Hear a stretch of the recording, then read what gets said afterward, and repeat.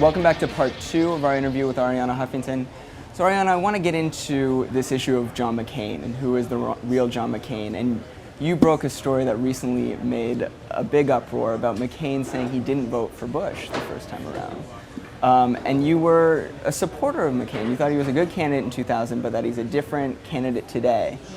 What's changed? Well, first of all, I was not a supporter in that I was planning to vote for him, but I was an admirer of McCain's. I considered him a real leader. So even though I disagreed with him on many issues, I saw in him somebody who genuinely wanted to bring about reform and somebody who had a real independent streak.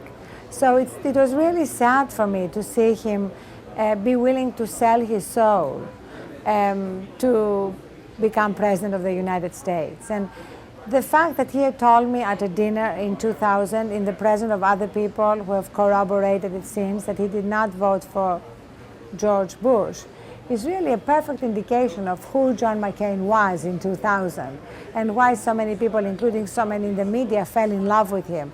This was a man who was so independent and so abhorred George Bush, whom he described as dangerous, as idiotic, that he could not even bring himself to vote for him.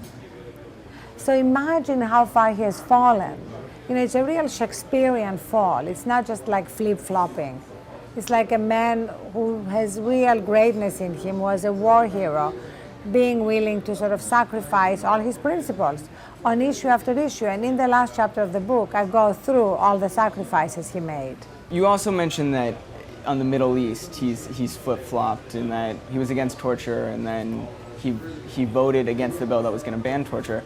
But he's also come out and said he's for multilateral talks in Iran. He would like to get out of Iraq within 5 years. Is there a big difference here between his kind of Middle East foreign policy and Obama's? Oh, there's a huge difference between Obama and McCain on foreign policy. First of all, McCain really doesn't want to leave Iraq until we win. Whatever he may say, he has actually said that if the public, it's central to his campaign how the public feels we are doing in Iraq. And he says if the public doesn't believe we can win or we are winning, then he says I lose.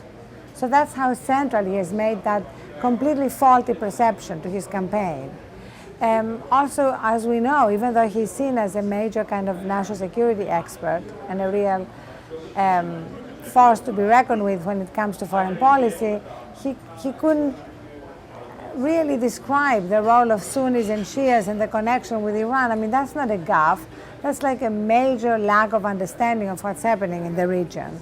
You also talk about how he's, pandering to the right. The right is wrong, and he's been pandering to these far-right pastors, and Pastor Hagee is only one of many.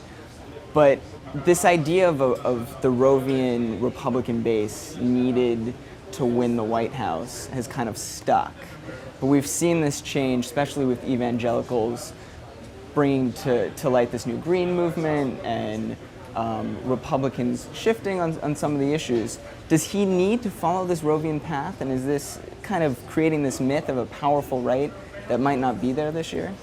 I completely agree with you. I think that even though the right has been so discredited on issue after issue and so marginalized, it still continues to dominate our policy and our debate. And you're right, John McCain has surrendered to them on issue after issue. On tax cuts, he voted against them twice, and he actually said, I cannot in good conscience vote for them. And now he wants to make them permanent. On immigration, he has now said he would not be voting for his own immigration bill. And on torture, as you said, he voted against the bill that would have prevented the CIA from practicing torture. Could we see a new right this election? I mean, is this old Rovian right, he used gay marriage as the wedge issue in the last election, is that kind of politics so outmoded that we might see a different election this year, that we don't have to blow up the power of that part of the Republican Party? I don't think we're going to see a different election this year. I think that we're going to see a lot of swift voting. I think we're going to see a lot of fear-mongering on behalf of John McCain and the Republican Party because they have nothing else to run on. What would they run on? The economy is in tatters. Iraq is an unqualified disaster unless you're completely delusional.